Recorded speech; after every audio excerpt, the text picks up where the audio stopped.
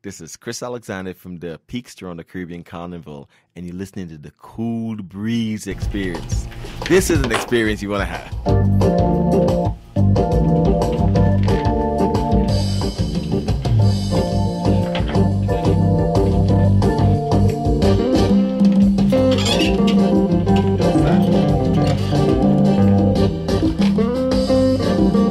And I was on the first Caravana. 67? 67. Hello, good afternoon. Cool Breeze in the house. Chris is back for part 2 of this exclusive interview. Chris, it's an honor and pleasure having you at the studio. Thanks for taking the time to come down on the Cool Breeze experience at Radio Regent broadcast facilities in downtown Toronto. We're going to talk a bit about the carnival, and first of all, people want to know, what is the Peaks? Okay. Well, first of all, Peaks is our main sponsor. Right. And it's similar to sponsors that you have. Peaks is a social networking company. Right. Literally. And what they do is they give you an opportunity to do stuff as we do on social media, literally, and you can make money from it also. Okay. But Peaks is, the key about Peaks is that the owner of Peaks is from Caribbean descent. Really? Yeah, he's Guyanese. Okay. Grew up here in Toronto. His name is Marky Ratru. Okay. And his father used to be part of the first board of the FMC. Wow. Amazing. Wow.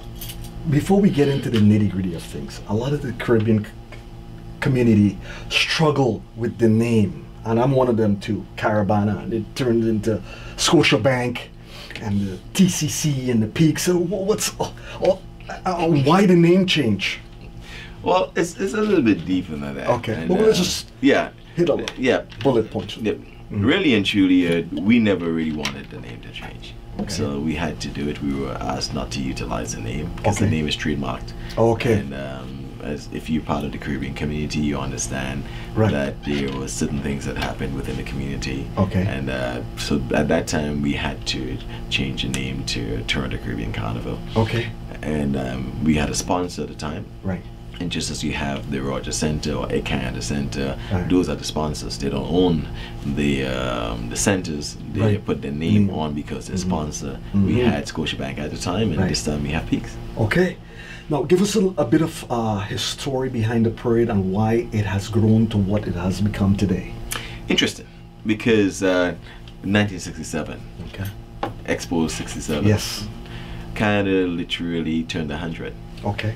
The people from the Caribbean literally gave a gift to Canada, because that's what we have, a culture, food, and music, or art. I mean, we gave what we brought to this country, and we still give them that by now. Right. Okay. So in 67, a small group of people that came into Varsity Stadium, went along Blow Street, down Yonge Street, onto the ferry, and they went on the island. Right. That's basically what happened in 1967. Okay.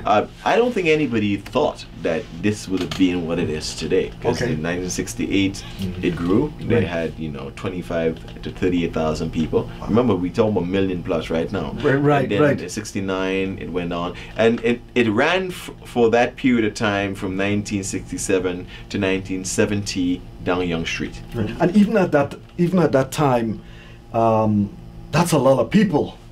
Yeah, I mean, Toronto's grown. Yes. Toronto's grown. Yeah. So it's a relative thing, a relative. We look at numbers and say, oh, there's a little bit of people. But for back then, remember, there wasn't a lot of people from culture, Caribbean people here.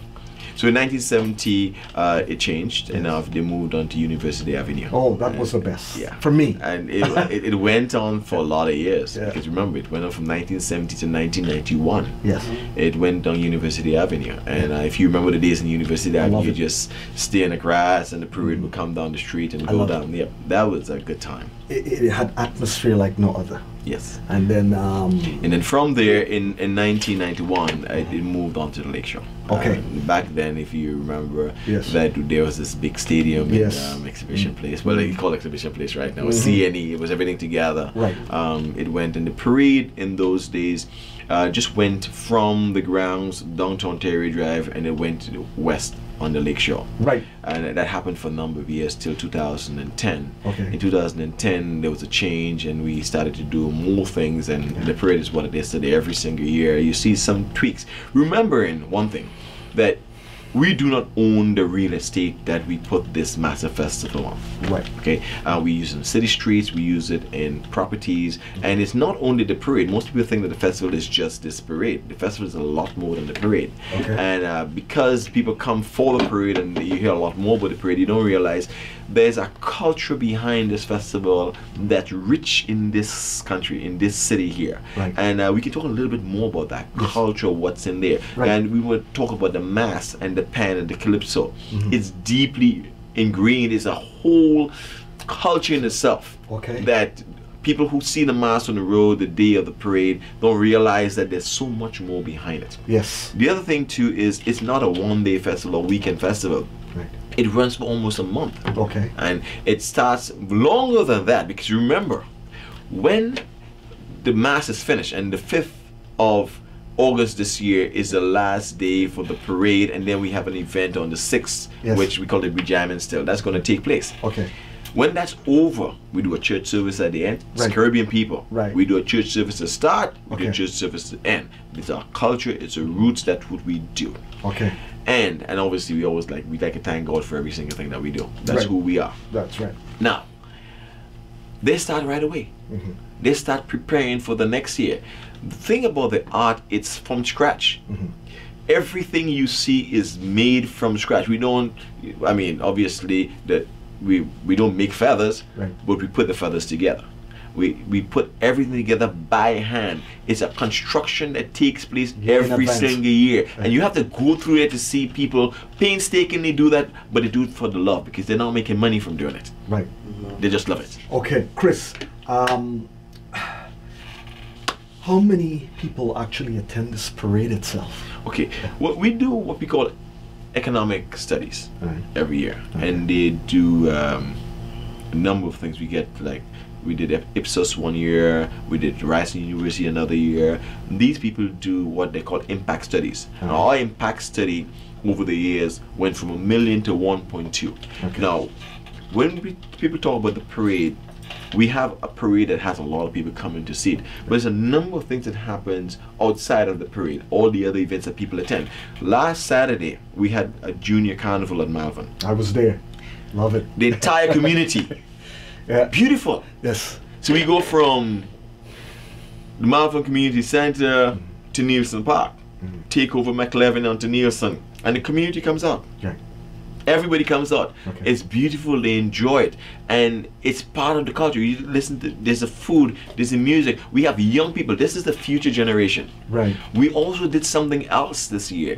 We took the young people and Right. created their own King and Queen show. Yes. And that happened out of Woodbine Mall.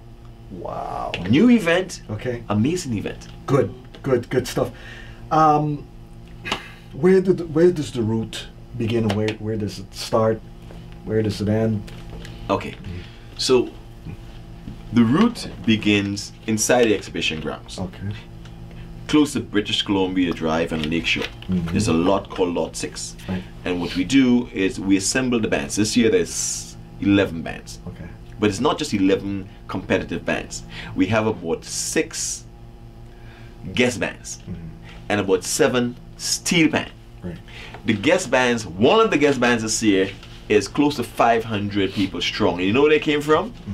It's a 1967 crowd. When I say that, I mean Wow. it's all the different islands. Yeah. It's Grenada, it's St. Wow. Lucia, it's Dom. Right. It's all the islands Right. that's coming together, Martinique, Montserrat. Right. These islands are coming together to form a band, and they're coming in with their cultural costumes Right. or their cultural wear, Right. and they will go along the lakeshore. So let's talk about where it starts. So it starts on British Columbia Drive, there, and it moves in the easterly direction, Okay. anti-clockwise. Right. So it moves along Lakeshore onto a street called Newfoundland Drive. Okay. Newfoundland Drive goes into the exhibition grounds, All right. and then it gets onto a street called Princess Boulevard. Princess Boulevard runs from Princess Gates right up to Dufferin. Right. A section of Princess Boulevard, which from the Princess Gate in Newfoundland to Ontario Drive, Right. We utilizing that entire stretch to call the spectrum. That's the stage. Okay. So the stage is not just one area right now. The stage is an entire section of the street where there'll be 3 judging stages along the street. We call it the spectrum this year. Right. And the parade will be moving along that. Okay. The programs leading up to the carnival celebration, is it going to be a week, 2-week celebration? What's the grand finale going to be? Right. Well, because seeing that it's the 50th year. Yes. Okay. Well, this year we had a number of new events that took place, and some of them are gone. We had about 3 art exhibitions that took place. One was at the different book lists. One was at David Pico Square. We had one in Scarborough. Right. Okay. Yeah. Okay. There's a number of those and nice. Beautiful pictures showing you the history of what happened over the years. We had those. Okay. We're doing something else this year which we never did before. We are lighting the CN Tower on the 1st.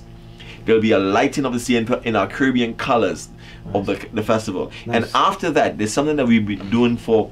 This is not we didn't start this. There's somebody called Aita Sadu. Okay. She literally brought to the festival a reenactment of Todman, the Underground Railroad. Okay. And we take a train from Union Station, which is given to us by the TTC. Okay. We have that train, and that train goes from Union Station to Downsview Park. Okay. And there's tons of stuff that happens on that train. Drumming, people are enjoying themselves, and we do that at the end of. We want to celebrate emancipation also. It's all a celebration of emancipation. Yeah. It's slavery. We want to make sure that all these things come together. Right. That's one of the events that's actually happening this year also. Okay. We have the King and Queen show. Love it. The King and Queen show is going to take place on the 3rd. Love it.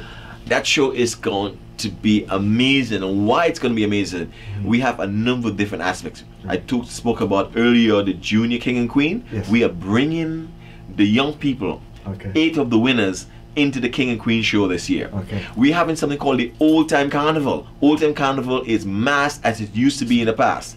There's a group, Clarence and Jackie Ford. There's a company that they have together that they're bringing back the mass as it was. You'll get to see that in the King and Queen show. There'll be a spectacle of the mass, the Damarais, the stilt walkers. There's every single thing that you could think about will be coming back. You'll see that in the King and Queen show this year. And then after that, you'll see amazing work of art which has been built from the time they started to now. This year the competition is gonna be unbelievable. 11 bands vying for the King and the Queen. Great. Chris, I listened to another network a couple of years ago, people calling that, and they're talking about the Caravana, and it opened up my eyes to a lot of things, and people were just like unbelievable.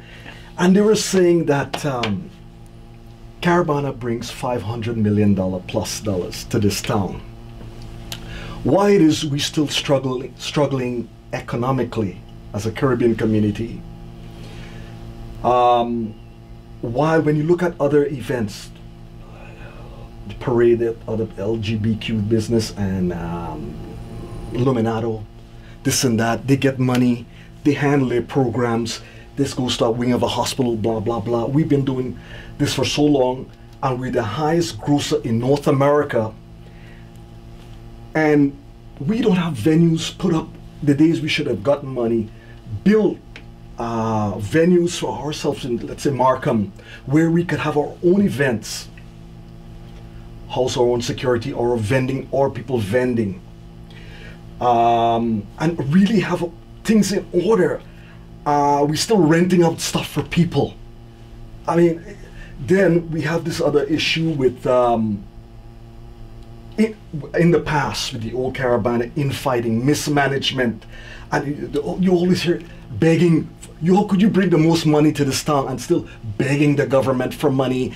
And this stuff just got nasty. And I'm saying to myself, well, if you're gonna have an organization, you want a guy with finance, economics, some real estate, some guy with marketing. You have to have transparency. You have to have governance. There's some kind of auditing control where the stuff is run like a business. So every year it has to go like this, or else we gotta fix this thing. How do you address that? How do you see that? And what direction peaks going. Okay. So let me say this. Okay. When the Festival Management Committee came into being, two things we brought, which was critical. Okay. Accountability Right. to a great extent, Okay. and credibility to a great extent. And I'm not saying this just lightly. Okay. Okay. Now, let's address the first part. You talk about the amount of money that the festival brings in. Right. This is called economic impact, and sometimes we don't really understand economic impact. So it's good for us to get a good feel for what the economic impact is. Okay. Okay. We are the highest tourist draw, organic tourist draw in this country. Right. Nobody else brings as much organic tourism to the country. Right. When a tourist comes into the country here, there's a number of things that they do. There's a spend that they have. Right. So the spend could be, especially around that time, a hotel room goes from cheapest 260 to 500 plus. Right. And you're not talking about suites. Now the suites are a lot more. So hotel rooms, if you have, I don't know, 200,000 people coming into the city and staying in hotels and paying $500 a night, and they stay for 5 nights. Okay. You do the calculation. You have all the restaurants. Okay. They have to eat. Right. Every single restaurant is filled. Look at the attractions. I give you a little bit about attractions in a while. I'll go back to that. Right. The cab companies, the food companies, the clothing companies, the stores, the excursions. People going to the grocery stores because not the hotels anymore, but the family that comes here have to go buy all the goods and the this and the that to cook, and all the house parties, the backyard parties, and all the different things that they're purchasing. Transportation, the gas stations. These are all monies that are being spent and taxed. So with everything that you spend, there's a 13% GST or HST as we call it right now. Right. Those are incomes and taxes that come into the economy. When you multiply these things together, you realize that there's a lot of money being spent, a lot of money being repatriated into the different aspects. Jobs creation, there's a lot that's happening here right now. So when we talk about economic impact, that's what it means. Right. Economic impact because of what the festival brings into the city. Okay. That's one. Right.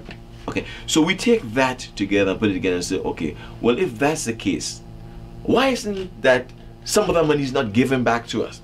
Well, we have to look at it from a number of different. Yes, I agree that we should be funded better. We should be funded by all levels of government.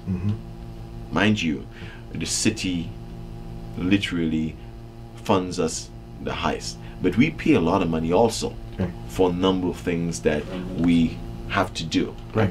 For venues or maybe permits or for pay duties, so there's a number of different things. Fence and tents and pololets and radios and golf carts and security, and there's a lot of money that goes out. You have to spend money on all these things. So that's that spend that comes out from it. So the funding may not be enough to cover all of those, and if the funding is not enough, there have to be some other ways to get money into the festival just to get it to pass or move forward. That's where we need sponsors to come in. Right. They get benefits obviously because of the impact. I just told you about the largest tourist draw. The media that comes in here, we have over 300 plus media come from all over the world and in Canada here that we allow. Remember, there's a lot more that we do not, or we say, well, we have enough here, or they may be the local or the non-media people. Right. Broadcasting stuff as far as Japan and Australia and all those places. So these are things that are happening right now when you look at the festival in a sense. Right. So if we don't get enough money from the three levels, then we don't get enough money through sponsorships, then you need to generate it. And so some of the generations you have, which we don't have a lot of, we only have only one or two of the income generating pieces, which one is a king and queen show, which is a show that basically pays for itself, but we don't generate huge amount of money from that. There's also the parade, which is a cost item. We just literally spend some of the money that comes in literally covers some of the costs through the gates, which remember, when you go to the parade, 15% of the people who go to the parade go into the exhibition grounds. Right. 85% go along the lake shore. Right. The largest viewing area of the parade is on the lake shore. Right. So most people go to the lake shore to see the parade as opposed to being inside of the grounds. Okay. Plus, we have stakeholders that people like the Massmen or the Pan community or the Calypsonians that we have or we do support to a certain extent. We don't give them enough money to do the things that they need to do. Okay. Because obviously we don't have enough to do that. Right. But there's some of the funding or some of the money that comes into sponsorships or whatever the case might be, go into that area to help them just get a leg up to start moving forward. Okay. So there's a lot that happens with the festival. I mean, I can go on, right. but I'll leave you to ask the questions. Thank you. Chris, just a couple of things that enrage the Caribbean community about our festivities. One is people say, well, they've been going to this event for years, free. All of a sudden they're paying $20 to get through the Dufferin Gate section. So they're enraged about that. Then there's another thing that enrages our community. Why in a predominantly Caribbean festival you see mostly European vendors? How do they get these permits in our thing? Because you don't see Caribbean people in their event selling stuff, and we need to fix these type of things where West Indian people could get a chance to sell their food and products. We need to fix this problem here. Yes. So let me address those two. Let's go with the first one. Okay. They've always, since 1991, there's always been a charge inside the exhibition ground. Since 91. People, it's not all of a sudden. Okay. So you've always paid, there was always a small paid area inside the exhibition place that people paid to go.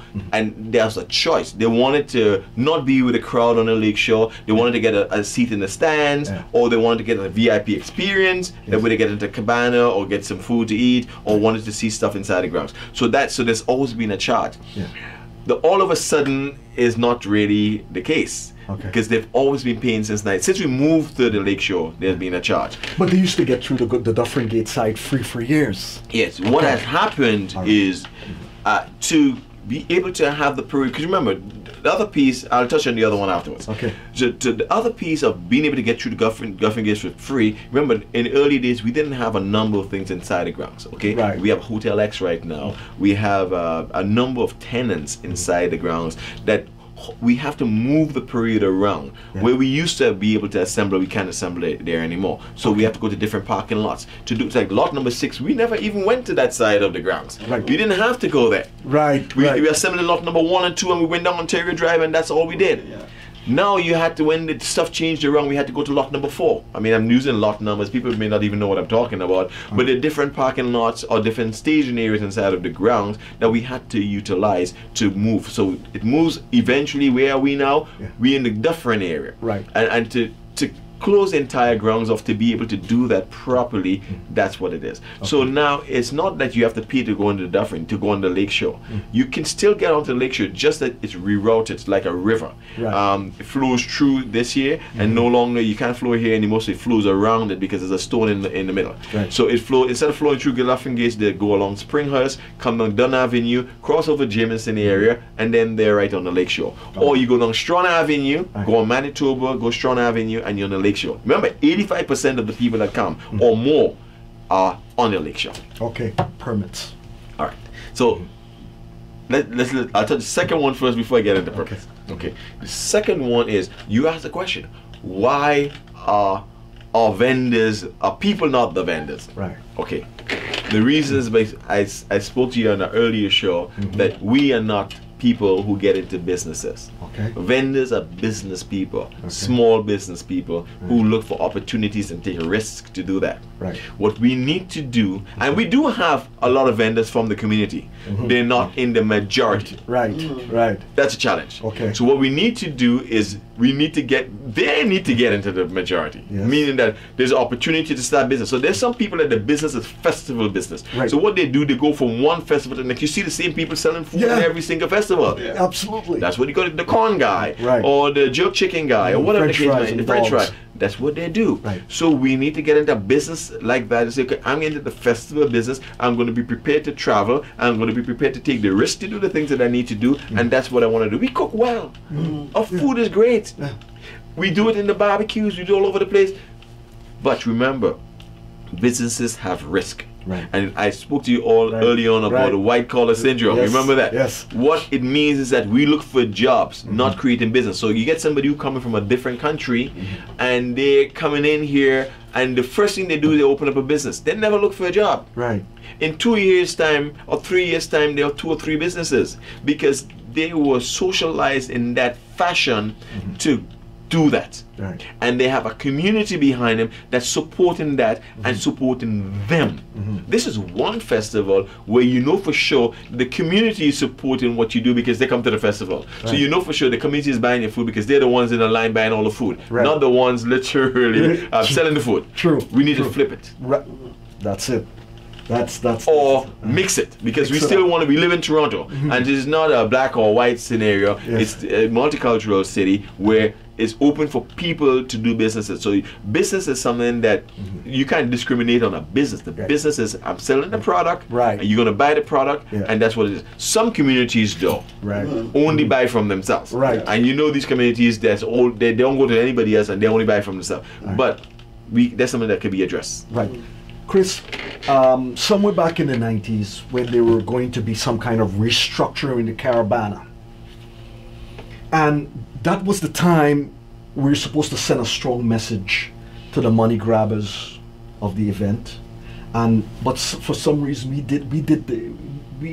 did things haphazardly when we should have sent that message. Remember the boycott on Lake Shore and things with the Caravana event. We should have really drive home that message. So you want to book your hotel, this and that, the other thing, and makes money off of us. Here's the thing, coming up to, there's no parade for you now. And we should have really, but for some reason, our community just like to party and have a good time and not take care of business. You could have a good time and make money at the same time too. But that I thought that was an integral part in the parade in the 90s. So let me give you a view that we could look at it. Okay. There's a militant view where you say, okay, we will strike and boycott. Right. Or there's another view that say we can be business people and negotiate a different deal. Right. Okay. So let's take the hotels for instance. Okay. There's no incentive or to them to give you money because they're going to be filled in any case. Right. What if your business proposition to them was this? We will do the marketing, we will give you the people. We will get you the clients that you're looking for, not the one that's going to trash your rooms when you finish and then you have to repair them. These are the things that's going to happen. But in exchange for that, you book them through us. Okay?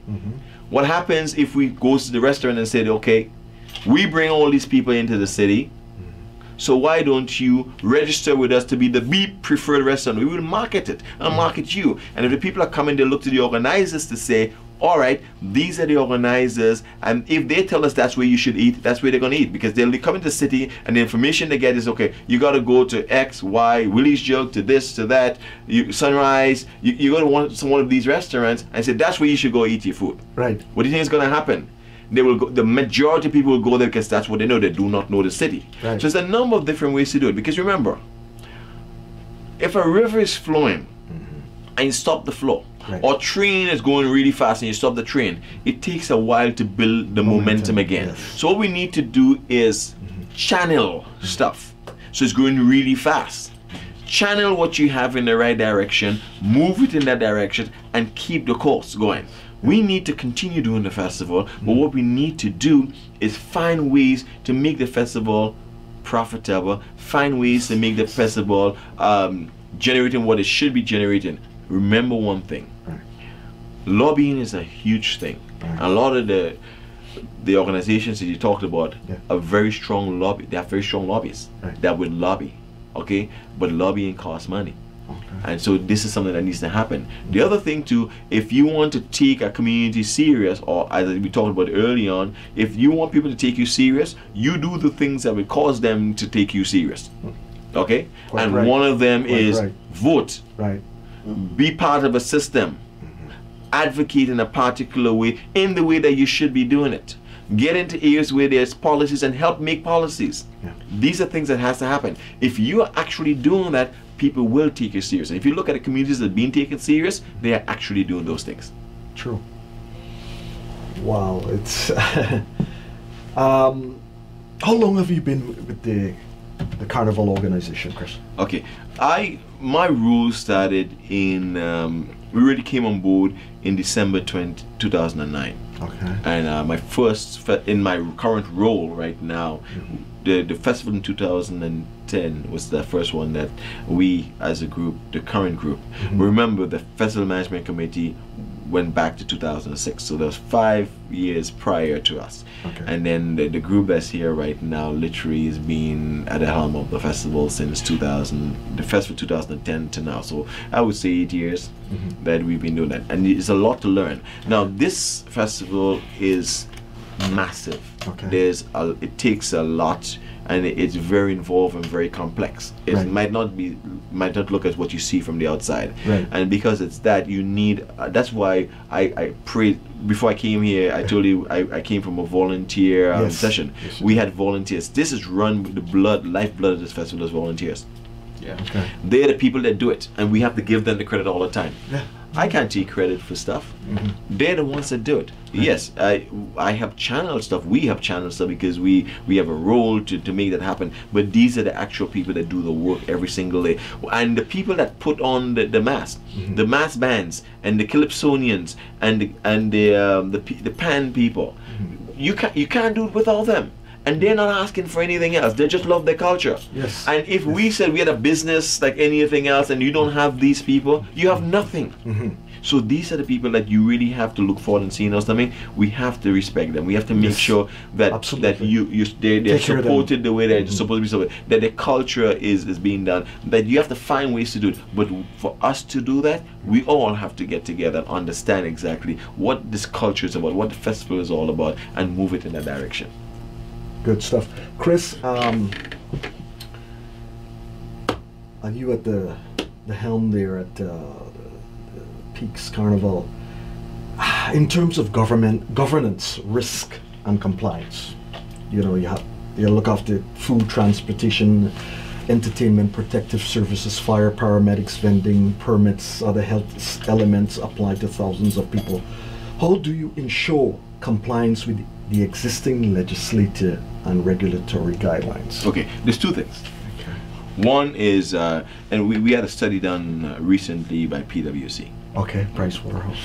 Yeah. And they literally laid out exactly, an organization of this magnitude, what it takes to run it. Right. And we've been implementing the recommendations. So we've changed our board. Our board was more of a community style board where we had people from all the different areas, like the mass and the pan and the calypso and community. That was our original board. And remember, in the early days, the board was just people that had an election, and whether you had experience or you didn't have experience, you got onto the board and you ran the organization. It's different now. Expertise. So right now you have from the legal to security to just name the different areas that finance. You have different people, and we have solid people that you may know on the board. We have people like Dr. Rita Cox. Yes. You got people like Michael Lashley. Yes. We got people like Keith Ford. We got people like Peter Klein, Joe Halstead, Roger Gibbs. You have people like Angela Pierre. You have people like Rodney Davis. These are people, Denise Herrera Jackson. These are people that have skill sets in different areas that can literally move. Carl Juman. You have these people that can move the organization in the direction that could, and that's sort of compliance. We have to follow the governance to make sure. But apart from that, we have insurance. Every single year we have to get insurance, and we have to get significant amount of insurance every single year to make sure that we are protected, and we have to give these insurances to all the venues or everybody else.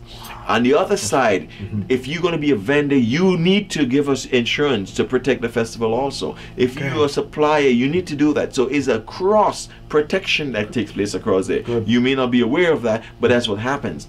On the permitting side, the noise exemption side, there's so many different things that takes place to put this on. You gotta make sure that you have the city has bylaws where you can't use water bottles in the park, so you have to get the water people people to come in and give waters. You have to not pollute, so you have to use grey water bins inside the parks and stuff like that to make sure that people don't pollute the environment. Right. So there's so many things that has to happen to put this festival on. It's a magnitude where you stake. I mean, if you look at the area where Toronto Hydro runs their wires, or the gas lines and stuff like that, you can't go poking holes into the ground to put a tent up. So the areas there's absolutely no staking criteria, or in areas where you can stake, you have to get people who knows the area to locate the staking for you. These are things that happens that you might look at it and say, this is just natural. Mud, stick it in. Yeah, no, not happening. So there's we really follow these things closely. Plus, with support for communication for this from the city of Toronto, from the police, who basically helped with security in ensuring, because they're good at that stuff, ensuring how do you secure the environment, how do you secure the place. We have meetings with them on a weekly basis for months prior to. We have meetings with fire and EMS. We have something called a liaison meeting that we get together where every city department or everybody that touches the festival, whether or not it's through community or whether it's through the organizations of Mass Pan and Calypso, or whether it's through city services of parks and recreation and transportation, or EMS, which is emergency ambulance or fire or police. We have these meetings, or even our vendors like Exhibition Place or Ontario Place, or all these people. We use those facilities. We have to meet with them to make sure that we follow the procedures that they need. How do we manage the bridge? How many people do we put on the bridge? These are things that you might take for granted. They're not taken for granted. Right. Nice. Chris, how do you go about determining the residual dollar value of the contribution to the carnival? I mean, there's so many things at stake here, man. And also the governing structure where you have something in place to mitigate risk. And do you foresee any risk? Yeah, well, how do you determine that? Okay, first of all, like every organization, you have a plan. Right. And the plan starts back in we do not just an annual plan, we do a plan that goes for a number of years. You got to do strategic and tactical plans. Okay, so a strategic plan said for the next 3 to 4 or 5 years, this is where we want to go. A tactical plan says this is what we're going to do this year, and this is how we're going to do it this year, and we're going to execute on that.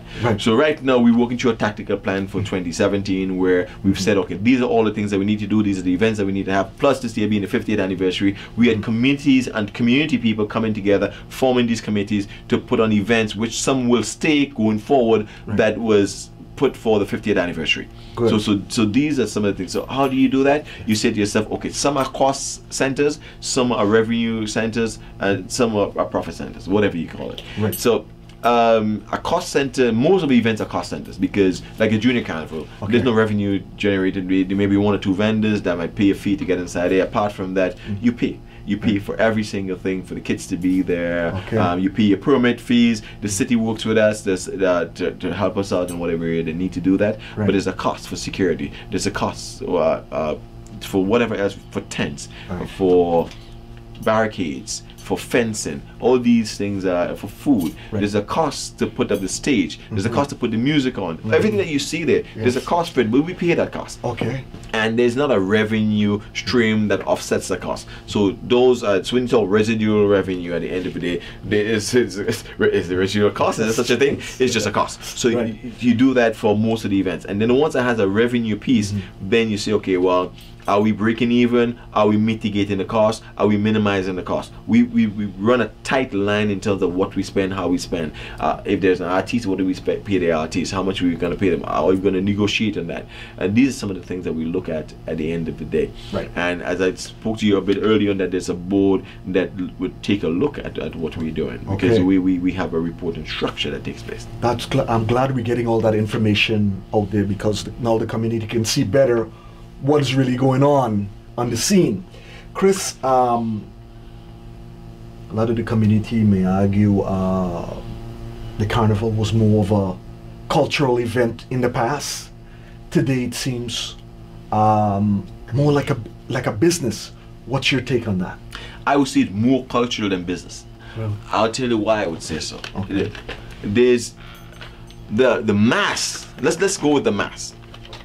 The kind of mask you put on right now has the level in mass community right now, Right. we're up there. We rival in Trinidad right now. In a matter of fact, the guy who won King and Queen in Trinidad this year came from Toronto. Really? Massachusetts. He Oh, went yes. Oh, exactly. okay, so okay. what we have here, we go down, we Impact. compete, and we place every single year. Yeah. Okay, we have Pan Fantasy that goes to New York and plays in New York and literally wins but didn't get the prize. Yeah. Okay, because they're that good. All right.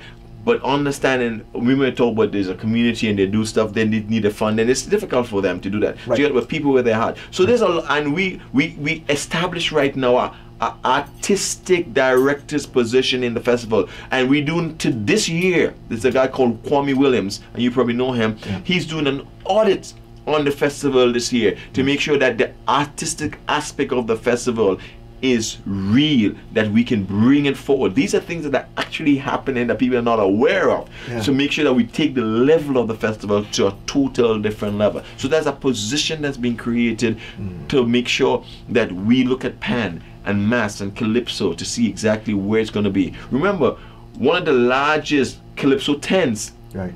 in the world is in Toronto. I literally, if you go to the Harbourfront, Yeah. literally that's what happened. Thousands of people inside Harbourfront Yes. every single year. You probably go to that. Oh, yeah. Yeah, but people don't recognize it. That's what it is. That's Yes. what it is. Yeah. So the mass and the Pan in Toronto is critical Right. in terms of the amount of stuff that's happening here right now. Right. But what happens, we're not talking a lot about it. So Okay. being on a show like this where I can say to people, listen, Yeah. this is what's happening. This is exactly what this festival is all about. Yes. So people can know. Okay. Chris, there was a controversial element to our parade this year. I know when I grew up in Trinidad and Tobago, the basis of the carnival costumes, they had that, most of the teams had that native Indian look. It went on for generations. And all of a sudden in Toronto, it is issue the native Aboriginal communities getting offended by it. What's that about? Well, I think it had a lot to do more with not just the costume but the theme. Oh, okay. Okay, because I knew Indian mass from growing up in Grenada, and I know Indian mass from growing up seeing carnival all over the place, right? Okay. And we played Indian mass here a number of years. Nobody made a fuss out of it. Thank you. Okay, Thank but no, this year one of the mass bands had a theme called O Canada. you. Okay. And O Canada, if you put Indian in O Canada, you're literally saying the way you talk with Native Indians, because obviously it's O Canada. So I think that's where it all came out. And then, but literally what happened is that we reach out to the communities. We reach out to the communities of with the Rama, the community in Rama. We reach out in communities out in Mississauga, and they're different because they're different bands of the native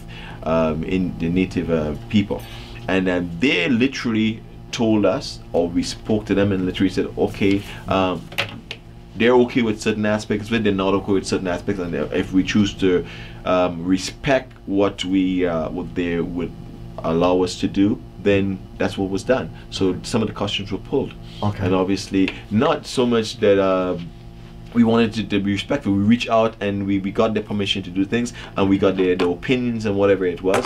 But the news, yeah, understand one thing, bad news sell.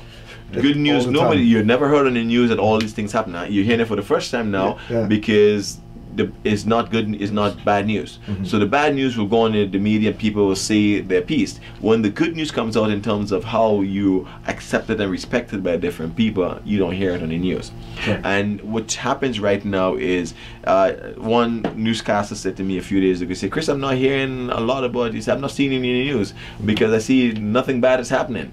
It's Right, true. right. And really and truly that's what it is. When bad things happen, you're all over the news. When good things happen, Yes. nobody speaks to you. Right. Chris, I have to ask you, we had some amazing events outside of Carabana. Hamilton Carnival, Barrie Carnival. And to me, personally, for me, that was my carnival because it was like an all-day picnic. You drive out of town, you fill the trunk with food and drinks, and you spend the whole day. And this the Hamilton ran for years. Barrie had about a 3-year run. Everything collapsed. Why does that happen? and how can we do to revive this thing? Okay. There's a number of reasons why these things do happen. All right. And it's a myriad of different things that happen on an ongoing basis. Understand that these things take a lot to put on. Right. Okay. The carnival in Canada is like taking a stone and putting it in like a full glass of water and dropping it there. What happens? Everything flush out. Right, it displaces the water. Right. Okay, so that's what we do. When we go on Lakeshore, we displace Lakeshore. We shut the whole city down, or shut down the areas around the city, and the traffic diverts around us, and whatever the case may be. It's the same thing that happened in Hamilton. It's the same thing that happened in Barrie. And those are communities that you're dealing with. Okay. And there are little things that happen why we didn't go back to Barrie. I mean, there's certain things that happened up there that you have to, or even in Hamilton. It could be funding. It could be like the organizations could not continue to put them on, and in certain other areas of the country we know that there were challenges. Like if you look at Montreal, or Ottawa, the reasons not so much the carnival stopped is for the same reasons why Toronto almost had the same challenge in here. So we have to make sure that we work together. Going back to the same thing I said earlier, we have to work together. We can't have prima donnas. We can't have a one-man up ship scenario. We have to look at it and say, okay, I'm on your shoulder, you're on my shoulder, and we're on the other person's shoulder. And if we continue to look at it like it's not about us, it's not about me. I can't take credit for what's happening in this festival. Yes, I work and I do a whole bunch of stuff, but it's not me. And as long as we get to the point that we say it's not about you, it's about everybody, it's about the community, and we got to make sure that whatever you do uplifts the community, that they can feel proud of it. This is the one thing that people from the Caribbean can say we have a significant impact in Canada, and it's our carnival. And it's our carnival. When I say it doesn't matter if you're involved or you're not involved. You're from the Caribbean, it's your people, and it's your carnival. And we need to look at it from that perspective and try to uplifting it and pulling it up. Stop going through and pulling things down or saying bad things about it. What you need to do is find out exactly what can we do to make changes, and how can we make the changes, because the one thing I can tell you is that we're open to listen. That's one thing that we are. Okay, Chris, if I come into some bread one day and I wake up one that morning and I said, I want to revive Hamilton Carnival one day. We locked down from 12 to 10 at night. I want to start the slate fresh, without this complication. This guy didn't get paid. This band didn't get paid. The city, the cleanup people, everybody get hold on. Well, something like that. On a small startups, nice and slow. People have reached out. I mean, I've had people reach out to me even from Hamilton, and to say, okay, well, can you come? And one woman met me at one of the functions. I think we were at FEO, and I said, Chris, I know. Can you come and mentor me and our group on whatever case might be? So people do things like that. We still expanding them. There's there's a Durham Carnival that happened recently, and they're taking place right now, and then the group of people are doing a great job. They're doing that. We've done stuff in Niagara Falls. There's a group that's an offshoot from the Caribbean Carnival that's literally doing some stuff in Niagara Falls. In here, we did some stuff a few weeks ago. The Carnival Village. Nice. Okay. Region with Roger Gibbs and those guys. I don't know if you knew that happened here.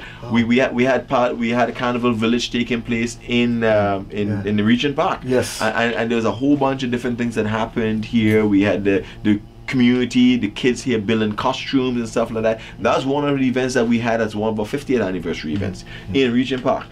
So there's a number of different things that's possible. So if you wanted to do that, yes, one is we got to respect our culture, understand what the culture is, and make sure that we true to it, and that the motive is the right motive, that we want to elevate and uplift the culture. Go to the people who have the expertise, like the mass people or the calypsonians or the pan people, and because they're the ones that do the stuff. Get them involved. Get them involved in those areas, so at least you can see that the passion, so they can go there and they can get people there to help them to do the things that they need to do there. You got to get the governments involved. If you want to do it in a city and they want to bring that stuff to the city, the government's got to get involved. The corporations need to get involved to start funding stuff. They need to give them places to not charge them a whole bunch of stuff. Get the police involved, get the fire involved, get the emergency service involved. These are the kind of things that has to happen, and bring them and bring the community together, and let's have it, because the export of a culture throughout Canada is something we want to grow like a wildfire. And Toronto is a mecca in Canada right now for that, because it's the biggest and we are world class right now, and I'm sure we can expand that throughout Canada. Great, thank you for that explanation there. Chris, another thing that the West Indian Caribbean community gets riled up about, these other events from different cultures. They could lock down a city for a whole week. Another one, 2 days, 3 days. You can't go this locked and that's it. No problem. We bring in the biggest money maker, and Caravana Day, 5 o'clock, they vacuuming us off the street. There's the big machine and brush coming down. Why can't we not have an area in Toronto that we can lock down and party, have our vendors like these other cultures, man? Well, there's two things. One, lots of the stuff that you see happening, they're small. They're not as massive as we are. Except, I mean, the gay pride shuts down that area. Right. A lot of the areas they shut down smaller, but not the size, not whatever it is. That's right. That's really the issue here. Also, we are making headways. For instance, in years gone by, 3 o'clock or 4 or 5 o'clock in the evening, yes, you have sweepers following us on the street. This year, we have in a street blocker. Okay, where? On Lakeshore. Lakeshore. Okay. So what will happen is when the bands go through first, and I need to talk a little bit about this. Yes, please. So the Respect the Mass campaign is something that we have this year. Every year you see storming taking place inside the on the parade route, where people who are not part of the mass, who are not part of a band, get in the band and jump inside the band. Right. Okay. This year, with the reversal of the route, is the first time you're going to see for a very long time all the bands on the Lakeshore at the same time moving together. Okay. The parade starts earlier this year, so it's going to be at 8:30 as opposed to 11 o'clock in the day. Right. So we have more hours to be on the road. All right. With that, we are asking people to respect the mass. What does that mean? Don't jump in the band when the band is going past. Look at the street art, look at the spectacle on the street, and let it go by. And then we are creating something for you. When they go through and they get judged, we are taking them back out on the Lakeshore, taking some trucks back out on the Lakeshore, and you can participate. And you can participate on the entire Lakeshore from British Columbia Drive to Newfoundland Drive on a street blocker, and you can jump as much as you want and party as much as you want until 9:30.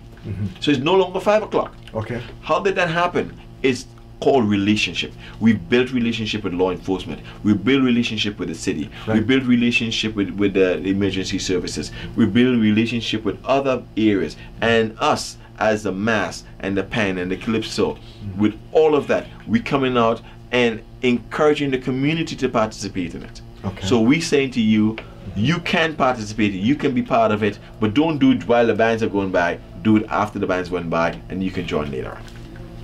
Chris, my brother, may God rest his soul, used to have a truck in Toronto back in for years. And 2000, I first experience on a truck with my brother with a big system, DJ Woodstock, and we got so get up to go on the road, man. But when our number was called, and they say, go ahead. As the truck turned, they say, you go so. Straight back where he come from, make the turn up the hill, off the track. Because, again, lateness timing. The carnival events need to fix this. Either go down to Trinidad and study the system or something. I'm just saying. You late, you get a big fine for your band, you get off the road with a lateness and a fine. So next year you will learn. It has to be timing. The bands are too wide apart. People, where's the next band? There has to be some kind of synchronicity. 2017. This year. All right. That's what I like to hear. We brought a new parade operations manager. His name is Gerald Weeks. Yes. He's been part of the Caribbean festival here for a number of years. He participated with Jamal McLaw. Yeah. He deals with the carnival in Trinidad. He has a band in Trinidad. Yeah. And he's a parade operations manager this year. Okay. Okay. He's executing that plan literally this year. So he's a parade operations manager. The reason why I said to you that we will start at 8:30 is because every single band by 10:30 will be on the road. Every single band will be right behind each other on the lake shore this year, going the opposite direction. If you're late, you have to be down there at least by 6 o'clock. You came after 6, well, too bad. Too bad, yes. Yeah, too bad. And we are sticking to that. There are rules that we are executing and enforcing this year, which is skirting of the trucks for safety of people, yes. skirting of the wheels of the trucks, yes. ensuring that there are wheel monitors on the trucks, ensuring that the trucks move in a particular direction, ensuring that the trucks are identified, and they have the right insurance, and the driver, we know who they are, and that we have parade marshals, and we have route marshals, and we have security in the bands, plus security on the street, plus police involved with us. Right. That's the things that's happening in 2017, right. the 50th year. And one good piece of trivia is that in 1967, the parade took place on the 5th of August. In 2017, the parade is taking place on the 5th of August. 5th of August. 50 years later. 5th of August. Wow. 50 years. On the same day. Wow, that's incredible. Chris, I've got a question here for you. With the new structure of Peaks, Toronto Carnival, the governing body. You guys got a system in place. Now, do you have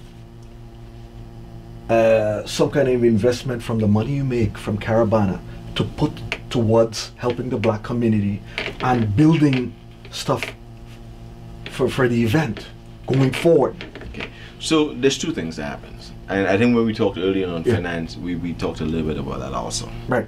Okay, so one thing you have to do first of all when you have an event like that is to be able to run the event. Right. Okay. We never have enough money to run the event. Okay. We come up with plan A, B, and C every single year. Wow. And 90% of the time we end up with plan C, right, and less than plan C. And why? Because of funding. Okay. And I remember you made a comment early on, a question early on about why should people pay. Well, that's part of the reason that not that we want you to pay, we want you to literally help defray some of the costs. Okay. And there are three revenue streams. Right. There's one revenue stream, there's the grant stream, where we need more support from the different levels of government. Okay. That's the grant stream. Right. The next level stream is the sponsorship stream, where we need more sponsors to come on board and be part of. And they are looking at us right now, and they're taking the festival serious. And the third one is income generation stream, where you look into things like gating events or events that people pay for certain aspect, where you have merchandising, and where we have some of the other things that I spoke to you a little bit about earlier on, getting the hotels involved, getting them to pay for different things. Those are the streams that we have right now to make it happen. So if these are there and we can move these forward, you move from the red to the black. Yes. That's when you have the community groups coming in, and we have groups that are willing to participate in things like that, which we have discussions with, where you have a scholarship fund, where you have a building fund, where you buy a brick. These are things that we've reached out to the Caravana community, the community group, the CAG, because they have those plans in place, and they want to do these things. And so it's all part of working together as a community to make sure that we can do those things and we can do them together. Yes. Chris, tell us about, maybe a lot of people don't know the Carnival Juve and fish fry breakfast. Can you tell us about that? Okay. Yes. Well, Juve, boy. Well, I'll tell you, one thing about Juve, we all know Juve is basically the early morning mass. It's a pre-mass, basically. Okay. And it's not what we see with the costumes here, it's everything else. It's a portrayal. Remember, mass came from struggle. Came from resistance, okay? And when you see people with costumes that imitate other people, we were imitating the masses and the slave owners and those people. Remember the struggle, and in the different places. At one time, we couldn't beat drums. So when they stopped us from beating the drums, we went to bamboo.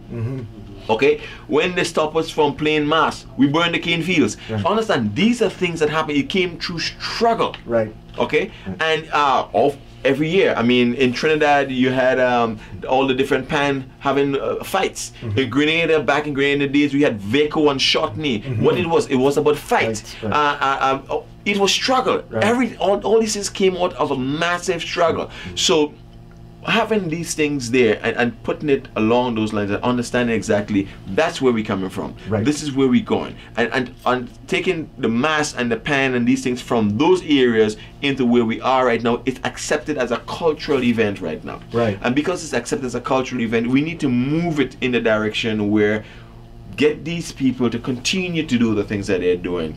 Get them involved in the areas that they need to be involved in. Get the kids and the community and the new generation where wire bending is no longer an art that's dying. Why? Because our founders that brought this in 1967, we only have about 3 or 4 of them alive today. Wow. Most incredible. of them are dead. Okay, so every single year we had a gala last night, and we recognize. So every year we recognize people who have contributed over the years to the festival, and we wanted this one guy. He was one of the first band leaders, Whitfield Velasco. He's a band leader, which is getting up in age right now. He's still making mass. He's been making mass for 50 years. Wow. It's still Still at it.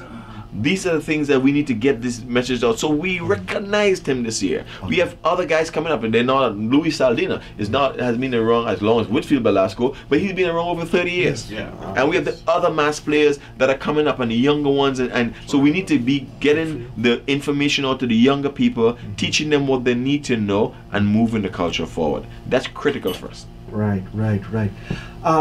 Chris, who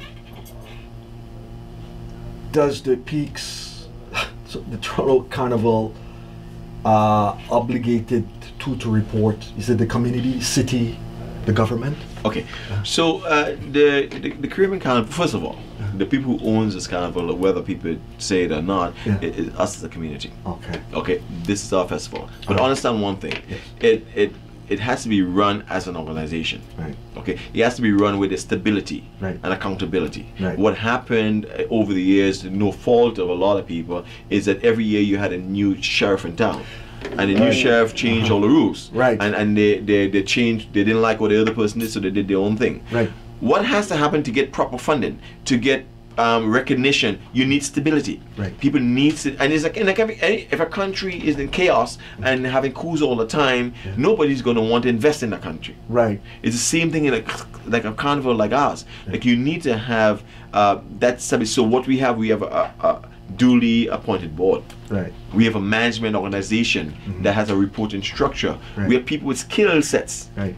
That has financial skills or management skills or logistic skills or even planning skills or whatever the other skills. So you have a skill set taking place. So these are the things that are actually happening. Okay. When the festival is put on, it funds the mass and the pan and the calypso. The money goes into they don't get as much as they should get. They should be getting a lot more. Right. But as the festival does better, they will be getting more. And that's the cultural aspect of it. No, these people, okay, that's the community. Yeah. The volunteers that participate every single year and go into the mass camps or go in the festival events and do all those stuff. They are the community. The people who used to do that from back in the 1960s, to the 70s, the 80s and 90s, into the 2000s. They're the same volunteers that I hated. I spoke to some of them this morning. They're the same ones. They move with the festival. It's their culture. They're not looking at the organization head to say, okay, this is the name of this organization, this is the name of the other organization. They don't do it that way. Right. This is my culture. I'm part of it. So yes, I believe that we should have the scholarships. We've done scholarships for a number of years with Seneca. All right. Okay, we need to continue to do that. There's people like Colin Benjamin, who literally had a scholarship fund that he utilized. We did it at Jane and Finch for a number of years. We continue with Seneca College. There's a number of different things that actually do happen and will continue to happen. Yes, we need to have a cultural organization. But when we came on board, we didn't want to just go build a new building. Right. There are buildings in the community that you can support. There's Tropicana. Tropicana does stuff for the community. Why build a new building as opposed to going and putting your support behind Tropicana? Right. Do it behind Jamaican Canadian Association. Right. That's what we need to do as a community. Right. Don't just say, okay, we need a new building, it's our new building, it's our new name. Yeah. These are people, and these are organizations that are doing stuff in the community. Good. Support them. So if you want to get stuff from bring everybody together, bring it into them and let them continue to do what they do best. You run festival good. Right. They help community and community services, give them money to do that. That's the kind of stuff that should be happening. Chris, there was an interesting story. One of the founders of Caravana, George Bailey, put this together. Never saw an ounce of the event, and he had a heart attack on an airplane going to Trinidad or so. That's it. Yeah, it's just something. It's amazing. Like this year, there's a few people that died this year. Is that right? Yeah, that's. Yeah, in the country. Remember, I said that they're all dying off, and I go to funerals. Right. This community, this mass community or pan community or calypso community, it's a family. Yes. When somebody died, everybody comes out. Yes. I go to all these funerals, and these are some of the most interesting funerals to go to, because there's steel band playing, there's drumming taking place. Yes. When you go to one of the funeral homes, I remember going to one person died, and I went to do the viewing, and I walked in there one day, and people were asking me. I didn't go that specifically for that day. There was somebody who died in the community, in the Pan Mass community, and they had their viewing on that day, and the entire funeral home, you couldn't get a park.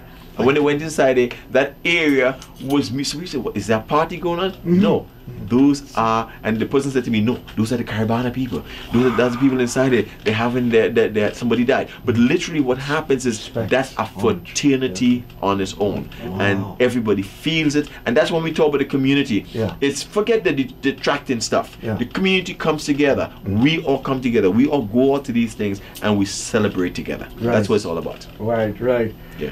Chris, it's been an amazing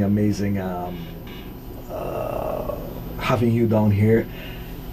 When all is said and done with what you've been involved with, finance, the carnival, how would you like to be remembered? I would like people to remember me for what I've contributed to their lives. Bottom line. Okay. That's all. Not what I've earned, because you know something, that literally goes away. Right. Is what impact was I able to make in the life of somebody else? Or what impact was I able to make in our community? Right. And when I walk away, I don't need people to say, okay, well, he was to this or he was to that. Right. But when he participated in this festival, did he make a difference? Did he move it? Kick the ball down the road? Did it move in a different direction? Did it go in a direction that was positive? Did he have integrity? Right. Was he honest? Right. Was he humble? Did he have an ego? Did he feel that he was better than everybody else? Or did he care about people? And I think I want to remember that as somebody who cared about my fellow man. And I think that's, if I'm remembered, then I think I'm a success. Well said. And on that note, Chris, we're going to wrap it up there. It's been an honor and pleasure having you here. We got to get you back because we have so much to talk about on the Cool Breeze experience. Man, you've been a stalwart of the community. Good to have you at Radio Regent.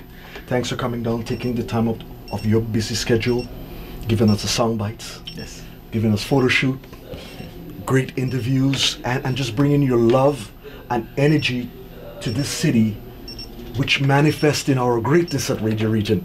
Thank you, my brother. You're welcome. Thanks for having me. Yes, thank you. This is Chris Alexander from the Peakster on the Caribbean Carnival. Cool Breeze throws a block party on the radio.